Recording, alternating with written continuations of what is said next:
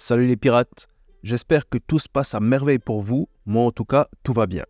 Alors aujourd'hui on se retrouve pour la review du chapitre 1092 de One Piece.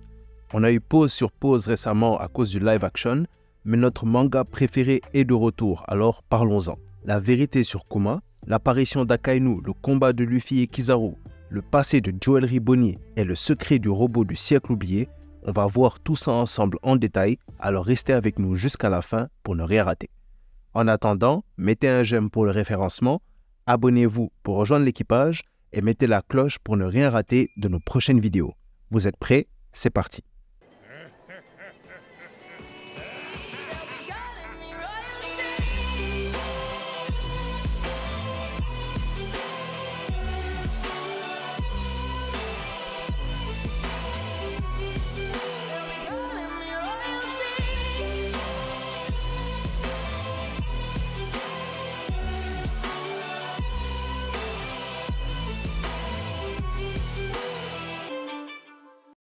Alors, le titre du chapitre est le déchaînement du tyran en Terre Sainte, en référence à Bartholomew Kuma, qui, on le verra, nous fait une apparition dans ce chapitre. La cover page, quant à elle, illustre Jinbei aux côtés de Remora, suite à la requête d'un fan. Maintenant qu'on a parlé du titre et de la cover, passons au chapitre en lui-même. Ce dernier commence directement en dehors d'Egghead, puisqu'on se retrouve sur la Terre Sainte de Marie-Joise, précisément un jour avant que la guerre actuelle sur l'île future ne soit lancée. On peut y voir Bartholomew Kuma, qu'on n'avait pas vu depuis le chapitre 1072, enfin arriver au bout de son escalade de Red Line pour arriver sur la Terre Sainte. Il a été retenu par quelques gardes présents à ce moment-là, mais il va utiliser les pouvoirs de son fruit du démon, et notamment ce Ursus Shock, pour se débarrasser d'eux sans problème.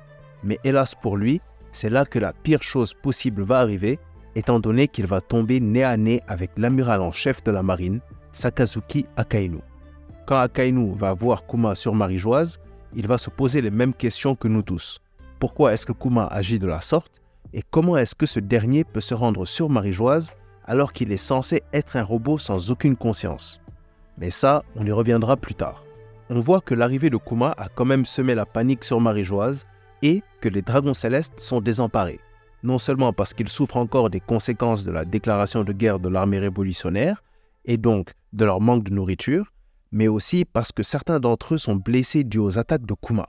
Et on voit aussi que les dragons célestes n'ont pas froid aux yeux et critiquent tranquillement et ouvertement Akainu.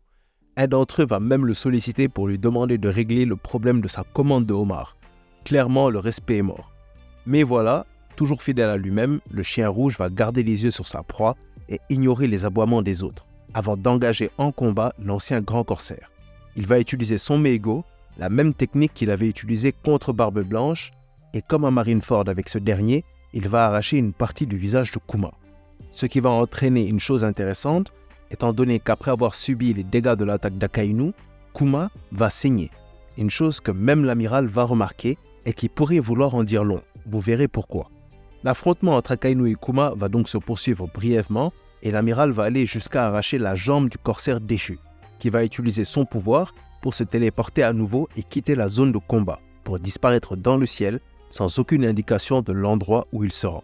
Les actions incompréhensibles de Kuma vont même aller jusqu'à perturber Akainu, ce qui va entamer un flashback sur ce qui s'est passé lorsque ce dernier est allé récupérer Bonnie après la guerre au sommet à Marineford. Pendant leur discussion, Akainu va essayer de convaincre Bonnie que Kuma n'est plus sauvable, et que ce dernier avait volontairement choisi de mettre de côté son humanité pour devenir une arme de combat pour le gouvernement.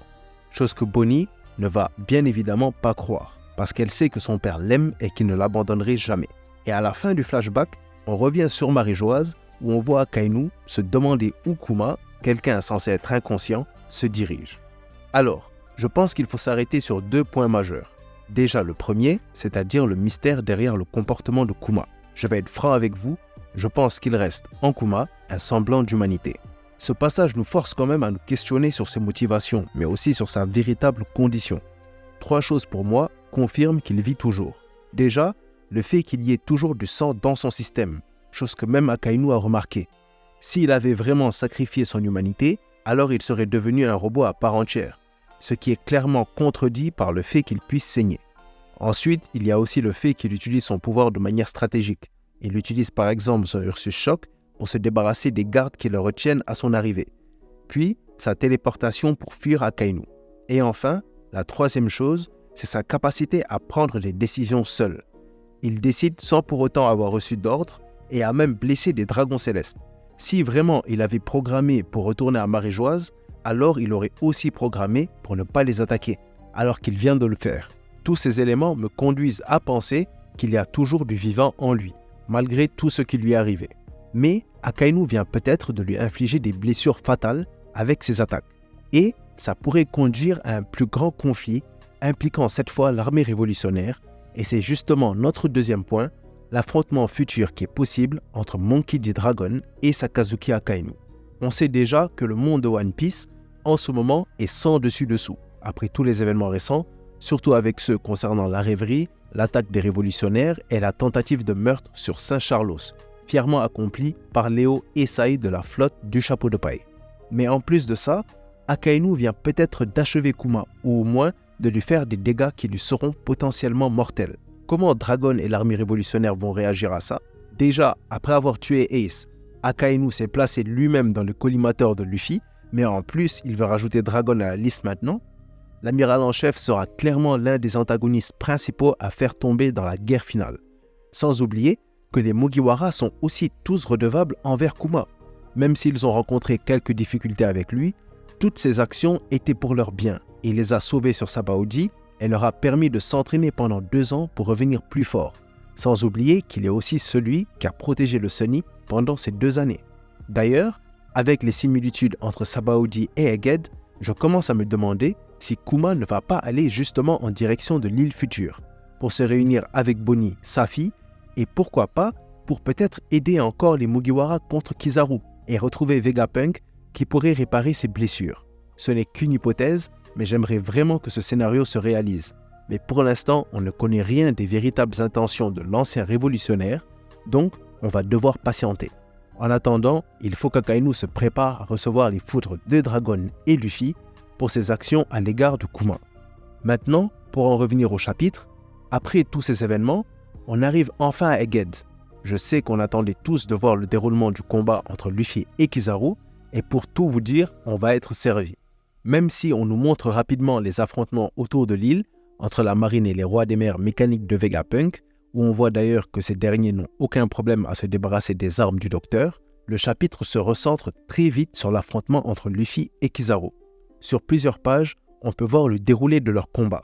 Luffy est déjà dans sa forme Snake Man et combat l'amiral sans relâche. La puissance du chapeau de paille force même Kizaru à noter de ses progrès, et selon lui-même, ce n'est rien d'étonnant venant de celui qui a battu Kaido, le roi des bêtes. Cependant, malgré la puissance de Luffy, on peut voir que Kizaru lui tient tête plutôt bien et sans effort considérable. D'ailleurs, l'avantage va un peu tourner en direction de Kizaru, étant donné que ce dernier va profiter des pouvoirs qui lui sont conférés par son fruit du démon, tout en nous rappelant que la force est en partie déterminée par la vitesse, pour lancer un assaut sur Luffy. L'amiral va s'élancer dans les airs jusqu'à même sortir des limites de l'île, avant de lancer un énorme coup de pied en direction de Luffy. Coup de pied qui va d'ailleurs envoyer ce dernier à travers le Vega Force 1 et faire des dégâts substantiels jusqu'à ce que ce dernier s'écrase sur la barrière de l'île.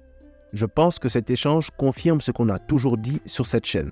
Les amiraux sont de taille à affronter les empereurs et à les mettre dans des positions difficiles. Et on ne devrait même pas s'étonner, c'est nécessaire pour la progression du manga. Les amiraux feront partie des adversaires finaux, et par conséquent, pour qu'ils soient une menace, il faut qu'ils puissent mettre en difficulté des empereurs, sinon il n'y aurait aucun mérite à leur titre. Si quelqu'un d'autre venait de faire cette phase de combat contre Kaido ou même Big Mom dans leur forme basique en 1 contre 1, personne ne le mettrait au niveau des commandants comme c'est souvent fait avec les amiraux, et tout le monde aurait été d'accord pour dire que ce perso se rapproche des empereurs. Je pense qu'on est tous sur la même longueur d'onde, on voit difficilement Queen faire ça à Kaido par exemple, ou King à Shanks. Donc il faut donner aussi son mérite à Kizaru. Je rappelle que c'est dans cette même forme Snake Man qu'on a vu Luffy combattre Kaido d'égal à égal. Un Luffy qui, dans sa forme de base, avait déjà montré son niveau de puissance phénoménal en séparant le ciel sur Onigashima. Donc, si Kizaru a pu le mettre en difficulté dans cette forme et a même pu prendre l'avantage face à lui, alors il faut lui donner le crédit qui va avec. Il est monstrueusement puissant. Telle est la force d'un amiral, l'un des plus puissants combattants de la marine. Mais je tiens à préciser qu'on en reparlera après, parce qu'un élément qui se déroule à la fin du chapitre pourrait tout changer et bouleverser complètement l'issue du combat. Donc, pour revenir aux événements actuels du chapitre, Kizaru a réussi à brièvement passer Luffy.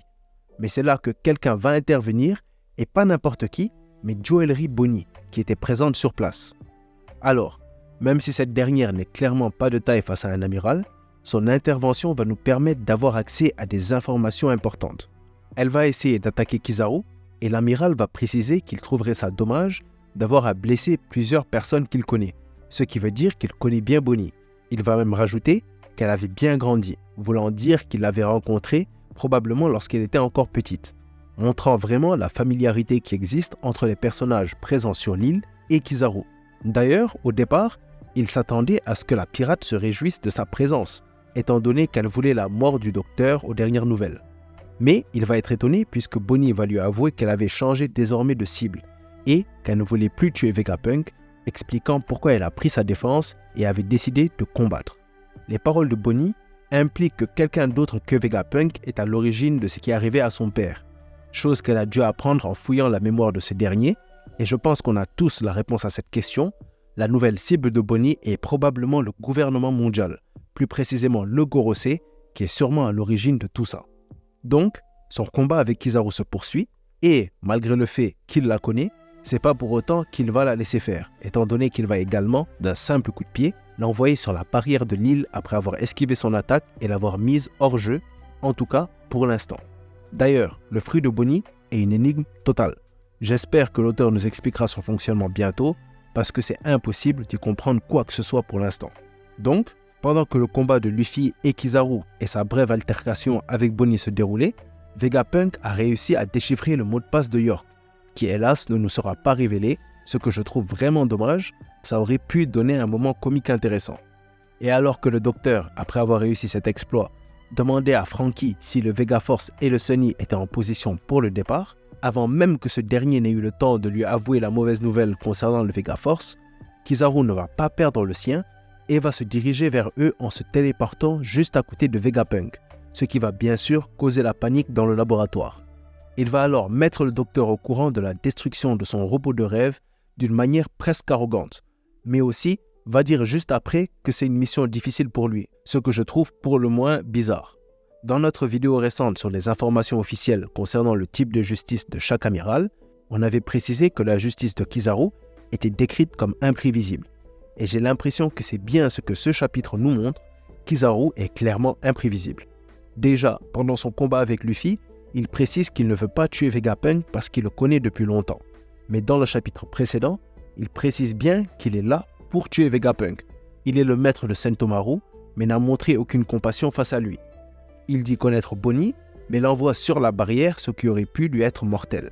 Et là encore, on le voit penser au Vegaforce avec nostalgie, mais annoncer à Vegapunk sa destruction avec arrogance. Le gars est une contradiction sur pied, complètement bipolaire.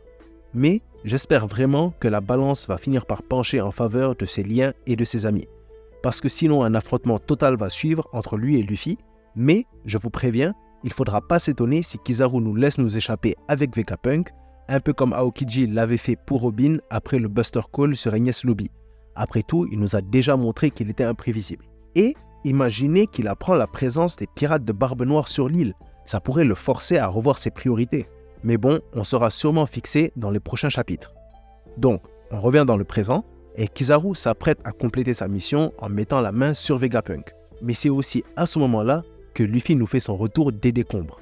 Sorti de nulle part, le nouvel empereur débarque dans sa forme de géant avec son Gear 5 activé, en étonnant tout le monde, et c'est là qu'il va saisir Kizaru dans sa main d'un coup, comme une poupée. Voilà, le Gear 5 c'est vraiment la transformation pour manquer de respect aux antagonistes. Ça joue à la corde à sauter avec Kaido et à la poupée avec Kizaru. C'est pour ça que je disais, quand je parlais de leur premier échange de coups, qu'il ne fallait pas vendre la peau de l'ours avant de l'avoir tué. Vu que le Gear 5 est activé maintenant, le combat va rentrer dans une nouvelle dimension. Et c'est là qu'on va voir de quel bois sont vraiment faits les amiraux. Donc, je suis pressé de voir comment cet éveil va affecter le développement du combat. Aussi, il faut quand même noter que Kizaru n'a pas l'air d'avoir peur vraiment, même après avoir vu cette forme de Luffy.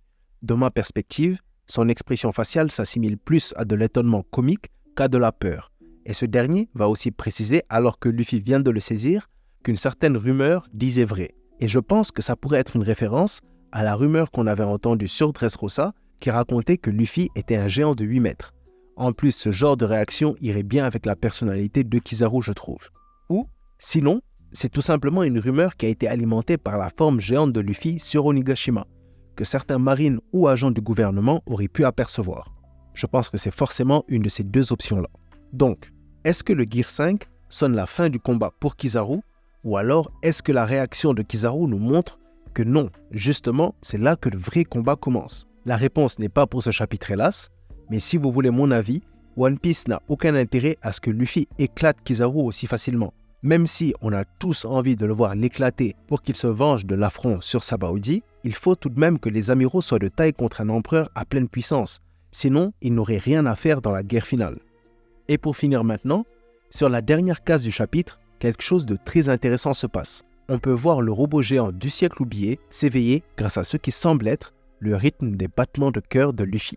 Et si la musique qui se dégageait de ce dernier, les tambours de la libération, était l'énergie nécessaire pour faire fonctionner ce robot, les battements de cœur de Joy Boy.